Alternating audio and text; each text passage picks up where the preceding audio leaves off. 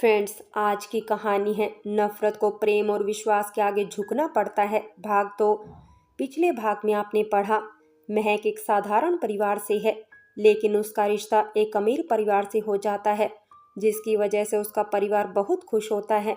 सीताराम जी यानी कि महक के ससुर को पैसों की कोई कमी नहीं थी। अच्छा खासा बिजनेस है उनका। उन्हें तो एक सुंदर, सुशील और जो उनके घर को संभाल सके ऐसी बहू चाहिए। पहले ही वे बड़े बेटे के लिए नौकरी वाली बहू और अपने जैसे पैसे वाले परिवार से रिश्ता जोड़कर देख चुके हैं। बड़ा बेटा और बहू दोनों के नौकरी करने के कारण उनके पास इतना समय ही नहीं कि वे अपने माता पिता के पास कुछ दिन आकर समय बिता सके। इसलिए सीताराम जी ने निर्णय किया कि वे अपने छोटे बेटे कुणाल की शादी एक साधारण परिवार से करेंगे।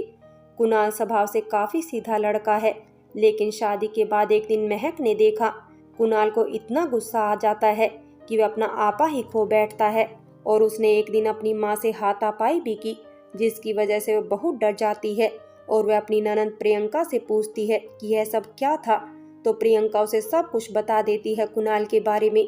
अब आगे आज महक के सामने वो सब कुछ है जिसकी उसने अपने आने वाले जीवन में कल्पना की थी, लेकिन इन सब चीजों से कहीं ज्यादा जरूरी है उसका पति, जिसके कारण वो इस घर में आई। जब वो ही उसके साथ कदम से कदम मिलाकर खड़ा नहीं हो सकता, तो इस पैसे का क्या वजूद। महक के भविष्य के उस सुनहरे सपने जिनकी उसने कुणाल के साथ पूरे होने की कल्पना की थी, आज उसके सामने टूट कर बिखर गए हैं।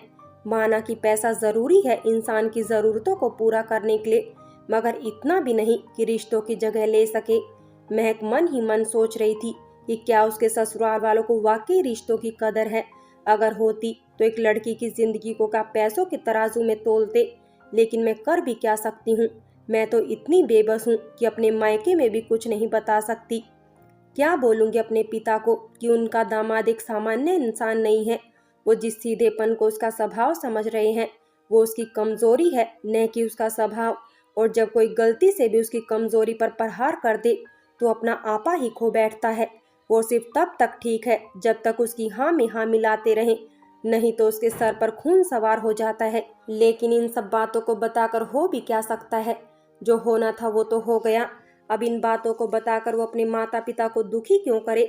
उन्होंने तो अपनी जिम्मेदारी पूरी कर दी। मुझे जो कुछ भी मिला है वो तो मेरा भाग्य ही है। एक अकेली मैं ही थोड़ी हूँ। अभी तो 2 बेटियां और भी हैं उनकी। मैं उन सब की राह का रोड़ा क्यों बनूं। वैसे भी भाग्य से ज्यादा और समय से पहले कभी किसी को नहीं मिलता। शायद मेरे भाग्य में भी यही था। उसके सामने कुणाल की असलियत आने से उसके सास ससुर को थोड़ी चिंता तो हुई, लेकिन महक के कुछ भी आपत्ति न करने पर वो खुश भी थे। कुछ दिन में महक को मायके भी जाना है। ये सोचकर उन्होंने महक को अच्छे से समझा दिया कि वो किसी भी बात की चिंता न करे। हम हमेशा तुम्हारे साथ हैं, और अपने घर पर ये सारी बातें बताकर उन सभी को क्यों परेशान करना। महक की सास ने उसे बताया कि कुणाल की तबीयत पहले से काफी ठीक है। डॉक्टर ने कहा भी है अगर उसके साथ प्यार से पेश आया जाए और उसकी दवाइयों का अच्छे से ध्यान रखा जाए तो कुछ समय के बाद ठीक भी हो सकता है। इसलिए तो हमने कुणाल की शादी के बारे में सोचा था और तुम जैसी अच्छी समझदार लड़की को चुना था, क्योंकि हमें पूरा भरोसा था कि तुम कुणाल को बहुत खुश रखोगी और एक दिन वो बिल्कुल ठीक हो जाएगा। और वैसे भी वो कोई बचपन से थोड़ी ही ऐसा है जो ठीक नहीं हो पाएगा। महक को अपनी सास की बातें सुनकर एक उम्मीद की किरण दिखाई दी कि उसका पति ठीक हो सकता है। वो खुद उसका ध्यान रखेगी और उसकी हर जरूरत का भी। उसको शिकायत का कोई मौका नहीं देगी। महक को ये विश्वास हो गया कि उसके ससुराल वाले से बहुत चाहते हैं। अभी तक महक ने अपने मायके में किसी को भी इस बारे में नहीं बताया था। अपने मायके गए हुए से बहुत समय हो गया। उसकी माँ ने कई बार उसे बुलाया भी, लेकिन वो हर बार टाल देती, क्योंकि वो कुणाल को छोड़ के जाना ही नहीं चाहती थी। उसने कुछ दिनों से महसूस भी किया कि कुणाल उसके साथ बहुत खुश रहता है। एक बार महक ने कुणाल को अपने मायके जाने के बारे में बताया तो उसने भी साथ चलने की जिद की। इसलिए महक ने अपने जाने का प्लान भी कैंसिल कर दिया, क्योंकि वो नहीं चाहती थी कि कुणाल के बारे में उसके मायके में किसी को भी कुछ भी पता चले। लेकिन उसके माता पिता सोचने लगे कि शायद हमारी बेटी को ससुराल में इतना प्यार मिल रहा है, उसे हमारी याद ही नहीं आ रही। और उन्हें ऐसा लगता भी क्यों नहीं। महक अपने ससुराल के सभी लोगों की बहुत तारीफ जो करती थी अपने घर वालों से। और वैसे भी माता पिता तो यही चाहते हैं कि उनकी बेटी अपने ससुराल में हमेशा खुश रहे। उन्हें तो इस बात की भनक भी नहीं थी उनकी बेटी उनसे कुछ छुपा भी रही है। एक दिन महक को पता चला उसकी छोटी बहन उसे मिलने उसके घर आना चाहती है। महक को समझ ही नहीं आ रहा था कि वो क्या करे। बहन से यहाँ आने के लिए मना भी नहीं कर सकती और बुला भी नहीं सकती। वो सोचने लगी ऐसे कब तक वो किसी को आने से रोक पाएगी और कब तक खुद भी मायके नहीं जाएगी। आखिर में उसने सोचा कि 1-2 दिन की तो बात है, वो संभाल लेगी। अगले ही दिन महक की बहन पिंकी भाई के साथ उसके घर आ गई। महक अपने भाई बहन को देखकर बहुत खुश हुई। महक के भाई राजीव ने उसे बताया कि उसे कुछ काम है, इसलिए आज शाम को ही चला जाएगा। लेकिन पिंकी को लेने वो 3-4 दिन के बाद आएगा। वो क्या कहती, उसने अपने भाई की हाँ में हाँ मिला दी। अगले दिन महक की सास और ससुर जी कहीं बाहर गए हुए थे। महक उनके कपड़े रखने उनके कमरे में गई तो उसने मेज पर रखी एक फाइल देखी। उसने फाइल को अलमारी में रखने के लिए उठाया तो देखा उस पर कुणाल का नाम लिखा है। उसे समझते देर नहीं लगी कि ये कुणाल की बीमारी से संबंधित फाइल है। उसने फाइल को खोल के देखा तो उसमें कुणाल के अब तक के सारे चेकअप की रिपोर्ट्स और दवाइयों के पर्चे थे। फाइल को देखकर उसे अलमारी में रखने लगी तो उसे कुछ याद आया। उसने दोबारा से फाइल को देखा। पहले उसने फाइल के सिर्फ आगे के पेपर ही देखे थे। जब उसने सबसे आखिरी के पेपर देखे तो उसके होश ही उड़ गए। कहते हैं कि एक झूठ को छुपाने के लिए 100 झूठों का सहारा और लेना पड़ता है। ऐसा ही कुछ महसूस हुआ जब महक ने फाइल के सबसे आखिरी पेपर को देखा। उसे देखकर तो उसके होश ही उड़ गए। जिस धोखे को अपना भाग्य समझकर भूलने की कोशिश कर रही थी, उस धोखे ने महक के एक और भ्रम को आज तोड़ दिया। जो थोड़ा बहुत विश्वास उसके मन में अपने ससुराल वालों के प्रति कहीं भी बचा था, आज उसके भी टुकड़े टुकड़े होकर बिखर गए। जो उम्मीद उसके मन में दोबारा से जगने लगी थी, वो भी आज हमेशा के लिए बुझ गई। जब उसे कुणाल की मेडिकल फाइल को देखकर ये पता चला कि कुणाल कुछ सालों से नहीं बल्कि बचपन से ही ऐसा है। भले ही कुछ बातें उसकी समझ के बाहर थी, लेकिन उसे सारी रिपोर्ट्स को देखकर ये समझते देर नहीं लगी कि उसके पति की दिमागी हालत सुधरने के बजाय बिगड़ती ही जा रही है। अब तक महक को देखकर लग रहा था उसमें बहुत हिम्मत है, मगर आज वो एक बेजान सी किसी वस्तु की भांति लग रही है। आज उसके पास न कोई उम्मीद है और ना ही किसी के प्रति कोई विश्वास ही बचा है, और अपने जीवन का कोई उद्देश्य तो दूर दूर तक कहीं भी उसे दिखाई नहीं दे रहा। ऐसी परिस्थिति में उस इंसान का क्या अस्तित्व रह जाता है जब ना उसके पास ना कोई उम्मीद हो और ना ही जीने का कोई उद्देश्य। और विश्वास की तो बात ही क्या करें, उसकी तो परछाइयों से भी डर लगने लगा है उसे। आज सुबह से ही हल्की बूंदाबांदी लगी हुई है। पिंकी ने प्रियंका को बताया कि उसकी बहन महक को बारिश में भीगना बहुत पसंद है। आज अगर तेज बारिश हुई तो हम तीनों ही छत पर नहाने चलेंगे। कुछ देर बाद जब बारिश तेज हुई तो पिंकी महक को ढूंढती हुई कमरे में आई। उसने देखा कि महक के हाथों में फाइल खुली हुई है और आंखों में आंसू लिए वो न जाने किस सोच में डूबी हुई है। उसे इतना भी होश नहीं कि खिड़की से आती बारिश की बूंदें उसके पैरों को भिगो रही है। पिंकी ने उसे आवाज भी दी, लेकिन उसे कुछ भी सुनाई नहीं दिया। पिंकी ने उसके हाथ से फाइल उठाई तो उसे कुछ होश आया। पिंकी को देखकर महक घबरा सी गई और फाइल को पिंकी के हाथ से छीन लिया। पिंकी ने पूछा भी कि वो किस चीज की फाइल है तो उसने बहाना बना दिया कि ऐसे ही कुछ पुराने पेपर रखे हुए हैं। लेकिन पिंकी उसके बोलने के तरीके से ये समझ गई कि महक उससे कुछ छुपा रही है।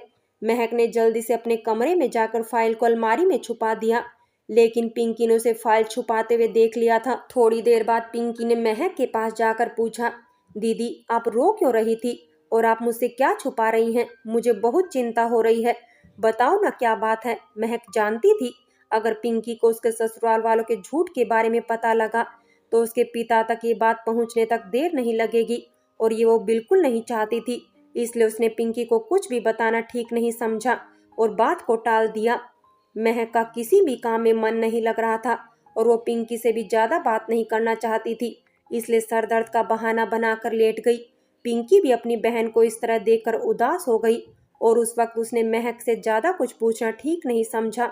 महक को आज अपने वर्तमान से ज्यादा अपना अतीत अच्छा लगने लगा। उसमें कम से कम भविष्य के लिए कुछ उम्मीदें तो थी, झूठा ही सही एक विश्वास तो था। उम्मीद तो वो नाम है जिंदगी की जिसके सहारे इंसान बुरे से बुरे दौर को पार कर लेता है। लेकिन आज ना तो उसके पास कोई उम्मीद है और ना ही किसी पर विश्वास। अपने भविष्य में उसे सिर्फ अंधेरा ही अंधेरा नजर आ रहा है। महक ने लेटे हुए खिड़की के बाहर अपनी नजर दौड़ाई। तो आज बारिश को देखकर उसे शादी से पहले वाली मायके में वो अपनी आखिरी बारिश की याद आ गई। कितनी खुश थी महक उस दिन अपने आने वाले कल को लेकर। उसकी आंखों ने भविष्य के कितने सुनहरे सपने देखे थे कुणाल के साथ। उन्हीं सपनों के आज टुकड़े बिखरे पड़े हैं। उसे समझ ही नहीं आ रहा कि आखिर हर बार उसका विश्वास क्यों टूट जाता है। क्या किसी पर विश्वास करने की ये सजा होती है? जो बारिश कभी उसे खूब भाती थी, आज वही बारिश की बूंदे से दूर से ही तीर की भांति चुभ रही है।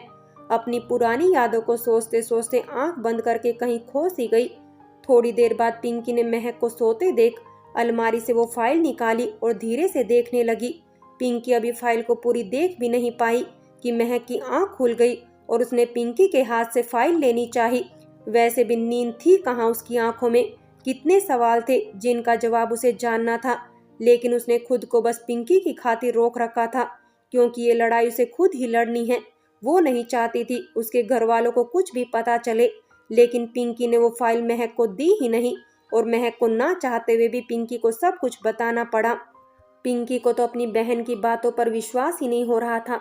उसे लग रहा है जैसे वो कोई बुरा सपना देख रही हो। पिंकी ने महक से पूछा कि आखिर वो इतनी बड़ी बात को हम लोगों से क्यों छुपा रही है? क्या शादी के बाद हम लोग तुम्हारे नहीं हैं? इतना ही रिश्ता है क्या हम सबसे तुम्हारा? हमें तो लग रहा था कि तुम अपने ससुराल में बहुत खुश हो, लेकिन तुमने तो शादी के बाद हमें भुला ही दिया। अगर मैं यहाँ नहीं आती तो तुम क्या कभी कुछ बताती हमें? कहते कहते दोनों बहनें गले लगकर खूब रोई। आज शायद सारे भेद खुल ही जाने थे। कुणाल ने वहां आके दोनों बहनों को रोते देखा तो वह डर गया और प्रियंका के पास जाकर चिल्लाने लगा कि क्या बात है, ये दोनों क्यों रो रही हैं? प्रियंका कुणाल की बात सुनकर घबरा गई और महक के पास जाकर देखा तो दोनों बहनों की आंखों में आंसू देखकर पूछने लगी, भाभी आप दोनों क्यों रो रही है? क्या बात है, मुझे बताओ। क्या आपको अपने घर की याद आ रही है? पिंकी का मन हुआ कि वो कुछ बोले, लेकिन महक ने उसे पहले ही चुप रहने के लिए बोल दिया था। प्रियंका जब बार बार महक से पूछने लगी तो अंत में महक ने बस यही कहा कि मैं आपसे कुछ नहीं कहना चाहती, आप मुझसे कुछ मत पूछिए। मुझे तो बस मम्मी जी और पापा जी से कुछ पूछना है। थोड़ी देर बाद कुणाल के माता पिता भी आ गए। उनको देखकर कुणाल कुछ ज़्यादा ही भड़क गया। उसे लगा इन्होंने ही महक से कुछ कहा होगा जाने से पहले। कुणाल का महक से अधिक लगाव होने के कारण वो उसे दुखी नहीं देख सकता था। अपनी माँ से पूछने पर भी जब उसे कुछ नहीं पता चला तो उसने अपनी माँ की गर्दन को जोर से पकड़ा, लेकिन महक ने जल्दी जाकर उसको समझाया तो बड़ी मुश्किल से उसने अपनी माँ को छोड़ा। ऐसा कुणाल पहले भी कई बार कर चुका था। पिंकी तो ये सब देखकर बहुत डर गई। जैसे तैसे महक ने कुणाल को संभाला और सुला दिया। महक अपनी सासू माँ से कुछ पूछती उससे पहले ही उन्होंने महक से पूछा कि क्या बात हुई थी? तुमने तो कुणाल को कुछ नहीं कहा ना। फ्रेंड्स, क्या पिंकी अपने घर जाकर अपने माता पिता को सारी बात बताएगी या नहीं? जानने के लिए कहानी का अगला भाग अवश्य देखें। और अगर कहानी अच्छी लगी हो तो लाइक करें, शेयर करें और प्यार भरी कहानी चैनल को सब्सक्राइब करें।